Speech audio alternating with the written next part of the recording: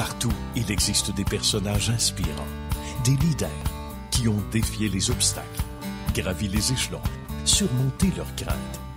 Ils ont de l'intuition, une équipe bien rodée. Et chacun d'eux a son histoire de succès. Bon vendredi matin à tous, une fois de plus, avec des gens tellement gentils de nous recevoir chez Pacini, le tout nouveau et splendide Pacini, quartier des spectacles à Montréal. Bienvenue également à nos invités. Bonjour, merci d'être là. Merci D'abord, pour l'invitation. on salue évidemment qui est de Tequila et Rhum. Moi, j'adore le nom du chef. Oui. Tequila Merci. et Rhum, fallait y penser.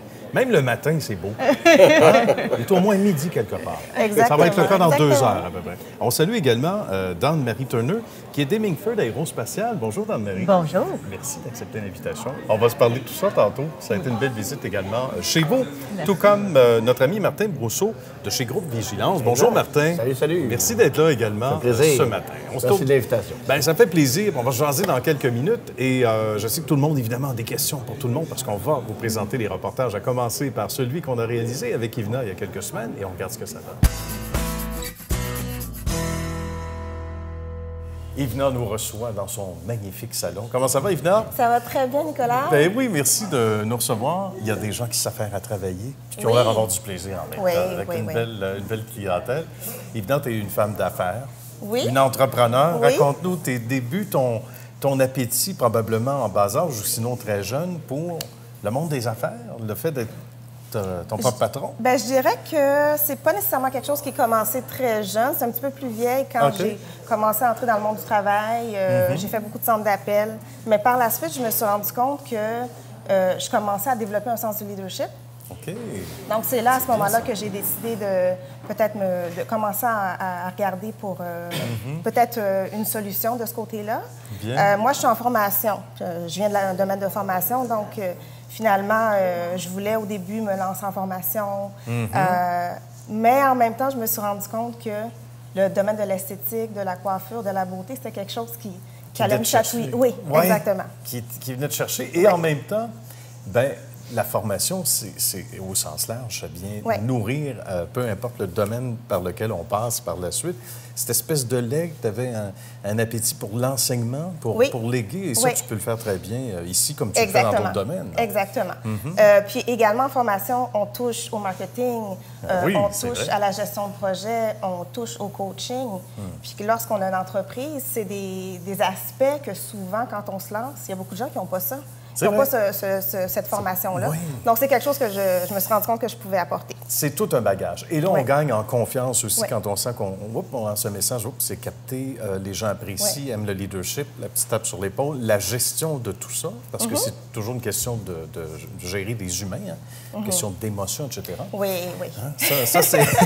On pourrait en parler Il y en pendant a beaucoup, une il y en a émission, beaucoup d'émotions, ça, c'est ça. On pourrait faire une émission d'1 heure là-dessus avec Yvna. Oui, oui. Mais il en reste pas point qu'à un moment donné, tu te dis, bon, ben moi, je veux faire, comme on disait tantôt, je veux faire ce qui me plaît, Ouais. je veux léguer. Oui, il y a un enseignement, Ouais. mais dans un domaine que je chéris particulièrement, Oui. que j'adore. Oui. Et ça, c'est un mélange des deux genres, des deux mondes aussi, des Oui. deux genres, si tu veux, qui doit te nourrir beaucoup au quotidien Oui. aussi, j'imagine. Hein? Oui, il y a beaucoup d'apprentissage. Oui, Beaucoup ça aide à passer d'apprentissage. des semaines avec même trop d'heures travailler.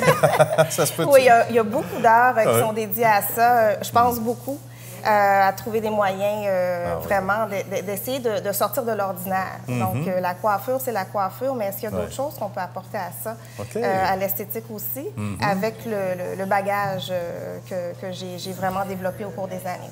Bien. Oui. On va parler de l'offre de service Oui. ici, parce que c'est Oui. pas pour rien qu'on est ici, au-delà et on commence toujours bien sûr avec les gens, mais on bascule vers ce que l'on offre ici chez Tequila et Rhum. D'abord, c'est un nom très vendeur. Est-ce qu'on peut te demander, c'est pas trop indiscret, pour savoir, Ça vient d'où? ça a commencé comment, ça?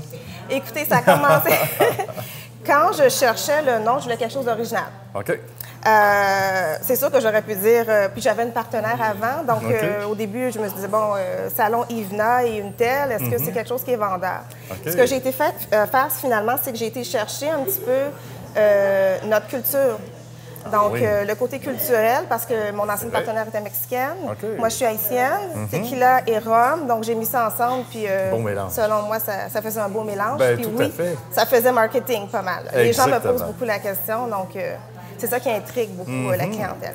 Et la clientèle qui vient de partout. Oui. Parce que ça, c'est intéressant. C'est pas à dénigrer, parce qu'on peut être... on est à Mascouche officiellement, mais on pourrait être d'ailleurs, de l'extérieur, et on voit qu'une clientèle qui est variée. Ça, c'est parce que le produit est différent. En quoi c'est multiethnique. Oui, aussi. Donc, côté esthétique, il n'y a pas de couleur. Donc, on offre le service à tout le monde. Bien. Côté coiffure, mais ce qui est bien, c'est qu'on offre vraiment tout de la coloration, la coupe mise en pli aux tresses africaines. Donc, on va vraiment chercher un public qui est multiethnique. Bien. C'est quelque chose qu'on voit beaucoup maintenant dans la Naudière, dans Mascouche, dans Terrebonne. Oui. Donc, moi, je voulais vraiment être capable d'offrir ce service-là à tout le monde. Et c'est hommes unique. et femmes aussi. Oui, hommes et femmes d'ailleurs. Et Oui. c'est assez unique d'abord, que ce soit aussi diversifié. Oui. Hein? Ça, c'est intéressant. Mais tu dirais que c'est la clé, ça, d'offrir tous ces services-là en même temps? Je pense que oui. De ne pas refuser personne, d'être capable vraiment de donner le soin, le service à quiconque passe la porte t'éclairant. Bien. Qu'est-ce qu'on te dit le plus souvent? D'abord, au niveau de la clientèle, ou qu'est-ce que tu entends par le biais ou par l'intermédiaire des gens qui travaillent avec toi? Bien, la première chose qu'ils disent, c'est qu'ils aiment le salon. Ils trouvent ça beau. C'est vrai que c'est beau. Ben oui, on se sent chez soi. Oui, c'est chaleureux. Ah oui? Deuxièmement, ils trouvent que c'est un concept qui est spécial quand même. OK. On pose des questions surtout sur le nom. Puis par la suite, le fait qu'on pourrait passer toute une journée ici avec tous les services qui sont offerts, mais ils trouvent ça quand même assez particulier. On va en parler des services, justement. Oui. Je te laisse énumérer ça. Tu dois les connaître par cœur. On essaie. Quelque chose qui me dit que Vina les connaît. Oui. Donc, comme j'ai mentionné, j'ai la coiffure. Oui. Donc, tout ce qui est coupe, mise en pli, coloration, traitement, on a le botox capillaire qui fait vraiment... qui fait sensation qui aussi. fait sensation pour les cheveux qui sont abîmés. D'accord. Donc, on offre ça. On a également les extensions capillaires, donc kératine, microbilles, bandes adhésives, avec également les trames, donc les extensions avec des tresses collées. OK. On offre la tresse africaine, donc tous les types de coiffures pour les coiffures africaines et les tresses. D'accord. Donc, puis aussi, on a une barbière qui fait coupe pour hommes. Une barbière. J'aime l'expression. On entend ça rarement. On a une barbière. Elle n'est pas là barbière. aujourd'hui, malheureusement, mais on a OK. une barbière qui, sans rendez-vous, donc que ce soit pour la coupe de cheveux, pour la barbe, homme, enfant, elle le fait. Bien. Donc ça, c'est la coiffure. Également, on a de l'esthétique. Donc, on offre l'épilation lumière pulsée. On offre également les pédicures, les manicures, pose, recouvrement pour les ongles. On a le rehaussement de cils. Bientôt, l'extension des cils aussi, la pose des cils qu'on offre. OK. D'accord. Massothérapie, kinésithérapie. Et une solution à plein d'éléments esthétiques également au sens large. Pour ceux et celles qui veulent avoir des détails, évidemment, on s'en va sur le site Oui! ou on passe au salon. On vient voir Exactement. Vina. Exactement. Bien, merci beaucoup, Vina. Ça a Merci. été un grand bonheur. Bravo pour ton beau succès. Et puis, on va se souhaiter, évidemment, que ça dure très longtemps, encore une fois. Bien, merci beaucoup, Nicolas. Merci, à bientôt. Merci. Dane-Marie a sa question maintenant pour Yvna à son tour. En tant que nouvel entrepreneur, est-ce qu'il y a quelque chose qui occupe plus de ton temps que tu aurais pensé? Oui, tout à fait. Je te dirais que tout le côté, l'aspect marketing, parce que c'est un salon de coiffure d'esthétique, on ne s'attend pas nécessairement à ce qu'on passe beaucoup de temps là-dessus. On se dit qu'on va créer des cartes d'affaires, il va y avoir des pamphlets.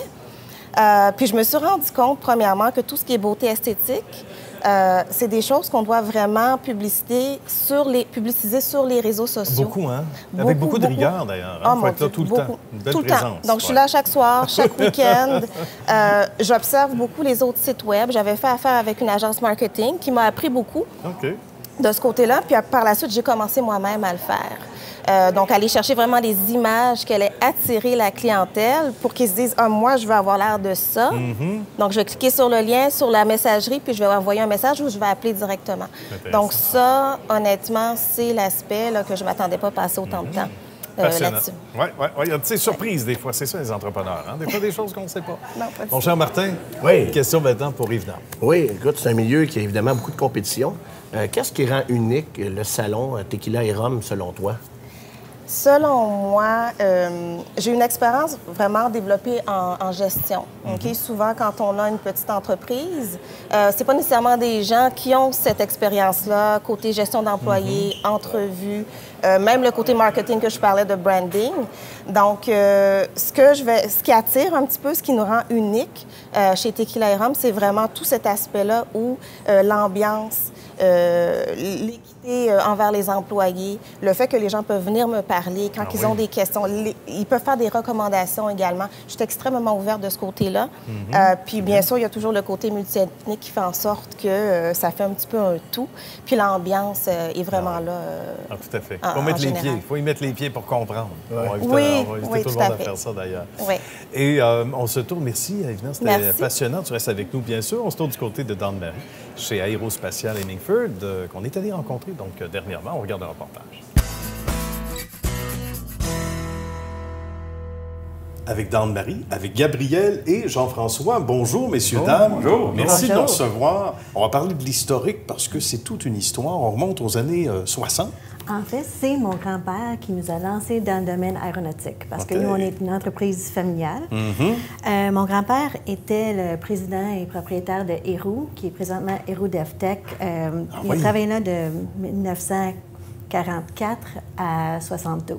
Donc, et c'est lui qui l'a fait monter l'entreprise. Il y avait comme 40 personnes en 1946. Après ça, il l'a fait monter à 750 employés. Bravo. Donc, et c'est lui qui a commencé la conception des trains d'atterrissage et les composantes reliées à ça pour la compagnie de Héroux. En plus, ils ont conçu et fabriqué les pattes pour le module lunaire Apollo, qui a atterri sur la Lune il y a 50 ans, au mois de juillet. C'est assez prestigieux, ça, d'avoir ça dans le curriculum vitae. Donc, c'est ça, son historique. Lui, était dans le domaine. Et mon père a commencé à travailler dans l'entreprise familiale. Bien.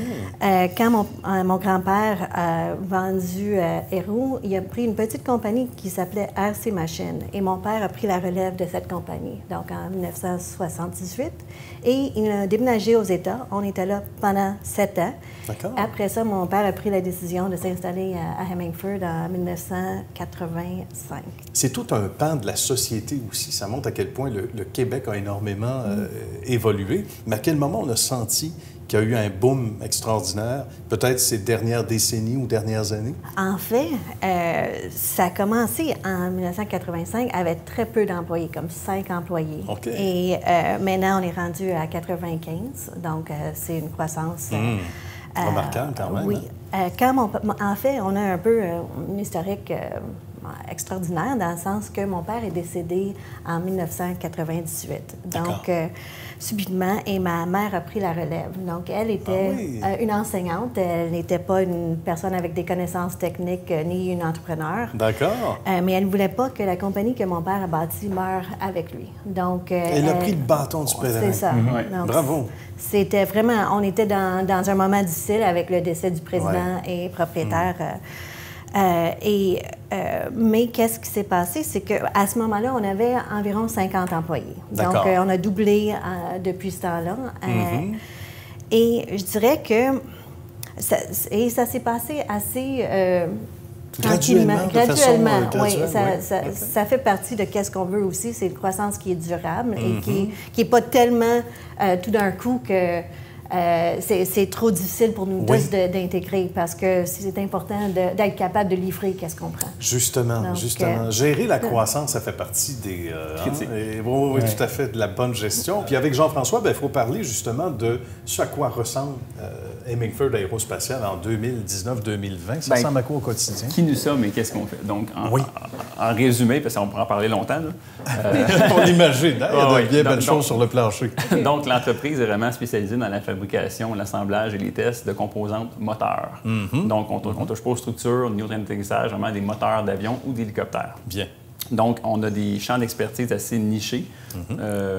Un des plus importants, en fait, c'est les valves. Donc, tout ce qui est valves pour le carburant, l'air ou l'huile.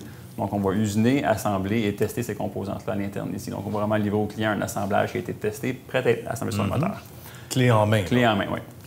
De l'autre côté, on a aussi une niche dans les systèmes d'injection de carburant. En fait, c'est ce qui a fondé l'entreprise des années 60. Donc, au départ, c'était ça. Les tout premiers moteurs PT6 de Pratt à l'époque. Donc, ça a été fondé avec ces injecteurs de carburant-là, qu'on produit d'ailleurs toujours aujourd'hui. Donc, c'est un autre bon créneau qu'on a. Et on livre ces pièces-là, aujourd'hui, on pourrait dire partout dans le monde.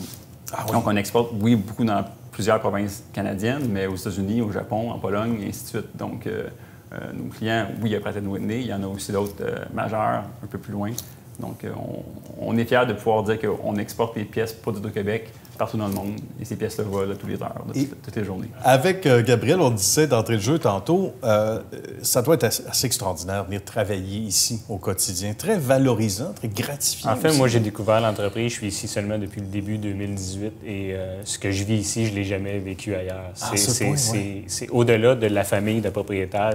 On sent c'est une grande famille, les 95-96 employés ensemble. On a un taux de rétention de 96 annuellement. Et ce qui fait que quand les gens y viennent, la difficulté pour nous, c'est de les attirer, mais une fois qu'ils sont ici, les gens ne veulent plus repartir. Ils veulent plus repartir. En fait, c'est qu'on promouvoit beaucoup nos employés. On met beaucoup d'efforts sur leur formation. On les envoie se faire former à l'externe. On investit beaucoup en les employés. C'est pour ça qu'ils restent, parce qu'ils graduent avec nous. Et on a plusieurs employés de plus de 20 ans de service avec nous. Bravo. Donc, c'est exceptionnel. C'est très, très, très intéressant. Je veux vous entendre tous les trois avant de vous quitter. Ça va déjà trop vite sur cette fierté, justement, qu'on a à tous les jours. D'abord, d'Anne-Marie, et dans votre cas, surtout parce que c'est la famille, hein, ce sont les racines familiales qui se poursuivent, mais la plus grande fierté dans tout ça, aujourd'hui? En fait, en termes de fierté, mais en termes de plaisir aussi, pour moi, c'est voir le développement des employés. Donc, j'étais aux ressources humaines pendant 8 ans avant de devenir présidente. Et c'est ça que j'ai aimé et j'aime voir, c'est les gens qui grandissent dans l'entreprise, qui sont capables d'évoluer et s'améliorer et apprendre des choses. Et après ça, ils sont venus comme stagiaires et maintenant, ils sont chefs d'équipe. Et pour moi, c'est ça le plaisir de travailler ici. C'est bien dit, c'est bien illustré. Donc, la progression, ça vaut le... C'est pas galvaudé, là, c'est réel. Non, c'est très, très, très, très réel. La majorité des employés ont commencé en technique d'usinage comme machinistes et il y en a qui sont directeurs aujourd'hui, donc ils évoluent vraiment avec l'entreprise. Pour moi, c'est un beau succès. C'est agréable de travailler dans un environnement comme ça. Bien, merci beaucoup. Merci à vous trois de nous avoir accueillis. C'était une belle visite, très agréable, avec du bon monde. Merci à vous. Un gros plaisir. Merci, Nicolas. Autour de Martin de poser sa question d'abord. Oui. Écoute, dans un milieu dans lequel je travaille, moi, ce qui m'attire, c'est de savoir qu'est-ce qui te passionne dans ton travail. En fait, c'est une très bonne question, Martin. Moi, j'ai toujours voulu bâtir un monde meilleur. Donc, c'est ça qui me passionne et j'ai vu comment je peux faire ça dans mon entreprise. Et c'est ça qui m'attire. Je vois le potentiel d'avoir un impact positif sur le climat de travail et sur les vies individuelles des employés. Aussi, j'adore voir les gens apprendre et évoluer. Donc, pour moi, c'est ça ma passion. C'est déjà tout un mandat. On voit que c'est bien senti, bien ressenti. Et il vient à sa question maintenant. Mais oui. Donc, selon toi, c'est quoi tes forces en tant qu'employeur? En fait, c'est un peu comme ce que tu as mentionné. Avec l'ambiance de travail, nous, on a 95 employés, mais on a une ambiance familiale. Les gens se connaissent de plusieurs façons et ils s'encouragent. Donc, ambiance familiale, esprit d'équipe, ce sont vraiment nos forces en tant que milieu de travail. C'est bien répondu. Bien posé comme question et bien répondu. On se tourne du côté de Martin qu'on est allé rencontrer à son tour il y a quelques jours et on regarde le reportage. Au sein du groupe Vigilance, il y a un patron exceptionnel. C'est Martin qui est là. Bonjour, Martin. Salut, Nicolas. Merci de nous recevoir. Une histoire extraordinaire. Il faut raconter peut-être les débuts. Comment tout ça... on dit que l'appétit vient en mangeant, mais comment tout ça a commencé? Dans mon cas, c'est totalement vrai. Ah oui, mais la passion pour le domaine, tout à fait, ça a commencé absolument. quand? De toute façon, moi, j'étais pompier de carrière. Ah oui, okay. C'est ce qui m'a emmené dans la sécurité. Bien. Et la passion pour la vente a fait que j'y ai resté. Donc, ça fait plus de 26 ans que je suis dans le domaine de la sécurité. Mais le groupe Vigilance, je suis d'accord avec toi, c'est une belle histoire, un beau succès québécois. C'est vrai. On est dans notre 18e année d'existence. Je le dis souvent à la blague, mais ça a commencé dans un sous-sol avec une feuille de papier et un crayon. Et ça, on aime ça, des histoires comme ça, Martin, histoires de succès. On en entend. Oui, exactement. C'est ça. Puis, au fil du temps, je compare souvent ça à l'histoire des 3 petits cochons. Nous, c'est le 3e qui a mis une brique à la fois. OK. C'était beaucoup plus long à bâtir, mais c'est beaucoup plus solide. Voilà. Et on abrite les 2 autres et la compétition essaie de souffler et de nous mettre à terre, mais ils ont de la misère. J'aime l'image. C'est un peu ça. C'est une maison en briques, mais qui est hautement sécurisée. Oui, tout à fait. Pas qui veut. Par un système de sécurité vigilant. Ouais, c'est le cas de le dire. Qu'est-ce qui a forgé l'entreprise à travers les années? C'est quoi? Y a-t-il un moment où tu as l'impression que tu t'es dit, là, on a tourné le coin? Au fil du temps, là, c'est de savoir bien s'entourer et de bâtir une équipe solide dans laquelle on croit. Moi, je le disais à plusieurs reprises, notre équipe, c'est le succès premier du groupe Vigilance, mais ça va savoir bien s'entourer. Je te dirais que le premier tournant qu'on a pris, c'est lorsqu'on a eu notre manufacturier, qui était à l'époque General Electric Sécurité. Oui. Ce premier partenariat-là nous a amené une certaine crédibilité en 2006. Bien. Et c'est le premier virage que je te dirais que le premier step. Qui a été marquant. Oui, tout à fait. Okay. Par la suite, sans l'ombre d'un doute, c'est quand on a greffé à nos produits et services la protection contre les dégâts d'eau. On a été les pionniers. C'est ça, parce que c'est assez. Oui, tout à fait. C'est le fléau numéro 1 au niveau des réclamations d'assurance. Oui. Et on était simplement à l'écoute. J'ai dit souvent la blague, on a 2 oreilles et une bouche, il faut écouter 2 fois plus que parler. Alors, on a juste écouté les besoins du monde de l'assurance. Et en 2009, cette année-là a été exceptionnelle. On a signé plusieurs partenariats d'affaires, entre autres Intac Assurance, Allstate, Aviva, RSA. Donc, plusieurs. On a au-dessus de 600 bureaux de courtage qui nous réfèrent à tous les jours aujourd'hui. Et ça nous a amené une crédibilité à Gros-Vigilance parce qu'évidemment, au grand public, le Gros-Vigilance est peut-être moins connu. Voilà. Mais le fait qu'on est référé par des entreprises d'envergure, de par notre protection d'eau qui s'est greffée à protection contre le vol et les incendies. Alors, on répondait à un besoin, on répondait à une demande. Et ça, vraiment, ça nous a amené à un autre niveau. Et en terminant, pour vraiment compléter ta question, je te dirais au niveau de notre industrie, avant, on changeait la couleur des claviers, puis on faisait des 5 à 7 pratiquement. OK. Aujourd'hui, la disparition de la ligne terrestre, je dis souvent à joke, moi j'ai 3 enfants, plus facile de les texter pour leur demander de les souper que de les appeler. Alors ça, cette génération-là, c'est les prochains propriétaires occupants de demain. Tout à fait. Alors eux, ils n'auront pas de ligne terrestre dans leur maison. Alors comment on protège ces gens-là? C'est via des systèmes reliés avec la technologie qui est reliée via des GSM cellulaires, des services interactifs. Et ce que ça fait que les gens l'utilisent, peuvent contrôler la lumière, contrôler les portes, contrôler les portiers intelligents. Tout ce qui est domotique, etc. Domotique, tout à fait, c'est exactement ça. Et ça, ce que ça a fait, bien, ça fait que tous les systèmes qu'on a installés, toute la clientèle qui existait depuis 20 ans, bien, à ce moment-là, redeviennent de la nouvelle clientèle pour nous. C'est extraordinaire. Et Gros-Vigilance était rendu à maturité lorsque cette technologie-là est arrivée. Et là, à un moment donné, les planètes sont alignées, puis on continue à surfer sur ce merveilleux succès-là. Et ça ne s'est pas fait sans travail derrière. Comme visionnaire, comme homme d'affaires, tu devais, comme au baseball, tu vois 2-3 manches en avant. Ouais. Qu'est-ce qui s'en vient? Est-ce qu'on va vivre un autre... Très bonne question. Ce qui s'en vient, c'est la vitesse à laquelle ça s'en vient. Oui. Si on regarde, il y a pas si longtemps, l'iPod Nano. Hey, on a vu ça, en l'espace de 3-4 ans, apparaître et disparaître. Dans notre industrie, c'est exactement ce type de changement-là. La disparition des systèmes de sécurité conventionnels, panneaux, claviers, ça, c'est appelé à disparaître. Okay.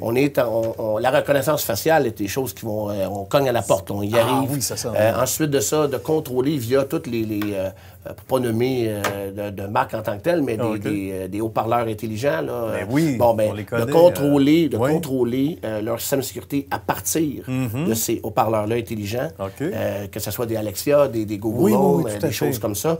C'est là que la sécurité s'en va. Alors nous, là, il faut être à l'affût de ça. Il faut être un pas en avant. C'est vrai. Il faut absolument être en mesure de s'adapter à ces changements-là parce qu'au cours des dernières années, notre industrie a changé beaucoup. De tout en peu de temps. Et tu as même des télédistributeurs qui s'aventurent, là, sans les nommer, dans la chose, en disant, bien là, vous pourrez, avec votre télécommande, ouvrir votre porte de garage, etc. Exactement. Mais il n'y a rien de mieux comme sans rien enlever à ces gens-là, mais des spécialistes dont c'est le cheval de bataille. Je suis très heureux que tu le soulignes parce que les entreprises qui se lancent, ils sentent évidemment une opportunité. Exactement, je me le signe, c'est en plein ça. Mais nous, on est spécialistes en sécurité. Donc, c'est sûr et certain que nous, on greffe à la protection le secteur de la maison intelligente. Donc, c'est un ensemble de protection et on est spécialisé dans ça. Alors, c'est sûr qu'il y a des opportunités que flairent certaines entreprises majeures, mais ça ne battra jamais un vrai conseiller en sécurité, des vrais installateurs en sécurité. Et malheureusement, il y a encore des vols à tous les jours, des incendies. Alors, le fait d'avoir un système d'alarme relié à la centrale, le fait d'être relié au niveau de l'incendie, de par ma formation de pompier. Détecteur de fumée relié peut sauver des vies, évidemment. Donc, oui, je suis d'accord avec toi. C'est en partie une petite compétition qu'on voit, mais les gens, la clientèle sont quand même au courant que rien ne va remplacer un système de sécurité. Ça faire la part des choses. Oui, la tranquillité d'esprit. Le drapeau élevé, là. On fait la part des choses, on fait attention. Bien, Martin, ça a été un grand plaisir. Merci beaucoup de nous avoir accueillis. Ça fait plaisir. Merci beaucoup. À très bientôt. Excellent, Nicolas. Merci. Bonne suite de succès. Lunettes Dépôt a pour mission d'aider les adultes qui effectuent un retour à l'école et dont la situation financière est difficile, pour leur permettre de se concentrer sur leur réussite académique, la tête tranquille. Visitez le site web lunettes-dépôt.ca pour de plus amples détails et pour connaître l'emplacement le plus près de chez vous.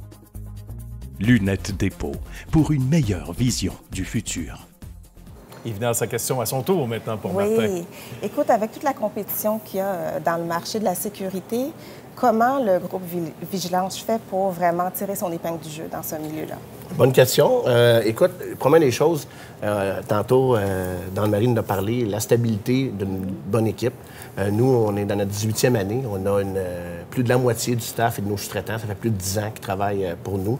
Et ça, ce que ça fait que quand un installateur ou conseiller en vente va rencontrer la clientèle, on est en confiance. Et ce que ça fait, ça se traduit en force par rapport à aller chercher des partenariats d'envergure parce qu'on sait ce que le client va recevoir en bout. Oui, c'est vrai. Et donc, ça, c'est un des points majeurs. Tu parlais tantôt de l'ambiance familiale.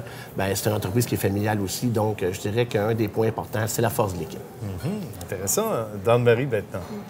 Mais là, avec la réussite que tu as eue au cours des années, y a-tu des conseils que tu aurais pour d'autres entrepreneurs, des jeunes entrepreneurs ou peut-être moins jeunes aussi? Oui, exactement. Mais je dirais plus pour la jeunesse, ayant 3 enfants, 3 merveilleux enfants qui sont évidemment dans la vingtaine, je dirais de rêver. Je regarde toutes les histoires qu'on a, l'histoire de succès qu'on voit, sont tous des histoires différentes. Mais à la base, on part tous d'un rêve, on part tous d'une idée, d'une feuille de papier puis d'un crayon. Et en bout de ligne, ce que je leur dirais comme conseil, de bien s'entourer, évidemment, d'être à l'écoute, mais surtout de oser, de rêver. La vie appartient à ceux qui osent. Alors, je dirais qu'aux jeunes entrepreneurs, de ne pas écouter nécessairement les gens qui vont vous faire douter. Foncez quand vous avez une idée et que vous y croyez. Je dirais que ce serait ça mon principal conseil. C'est un beau message. Je t'engage, Martin. Je t'engage comme cher, porte-parole. On négocieront. Mais ça ferait un bon porte-parole. Hein? C'est bien dit. Mais c'est vrai, le message est là. Parce que souvent, il ne faut jamais avoir de regrets. Puis il y en a combien de gens avec le temps qui disent « Hey, avoir su, j'aurais peut-être dû... » Tout à fait. Il faut le faire, il faut plonger. Exactement. Il faut le faire. Bien, ce qu'il faut faire aussi, c'est d'aller visiter à tout le moins les sites web pour commencer de nos invités de ce matin, à commencer justement par Martin, après ce si beau discours. Oui, donc le site Internet, le groupe vigilance.com, tout en minuscule, exactement. Beaucoup d'informations, des vidéos, donc tout y est. Bien, merci encore une fois, Martin, de la visite ce matin. Ma chère Yvna, le site web. Pour Tequila Rum, c'est pas compliqué, tequilarum.com, puis on a la page Facebook aussi. Bien, oui, qu'il faut aller identifier. Aimer, on l'aime déjà. Oui, et nous suivre. C'est sûr, c'est certain. Pour ma chère Dawn-Marie? Nous, c'est aerohem.com, donc aerohem.com. Et on a aussi une page Facebook. Oui, très bien, qu'on va aller visiter également. Bien, merci une fois de plus à vous trois. C'était un bonheur de vous accueillir à Histoire de succès. Merci à vous et à la belle équipe également, dont les membres sauront se reconnaître dans la belle et grande famille d'Histoire de succès. Et à vous d'avoir été là, chers amis. On se dit à la semaine prochaine. Bon week-end.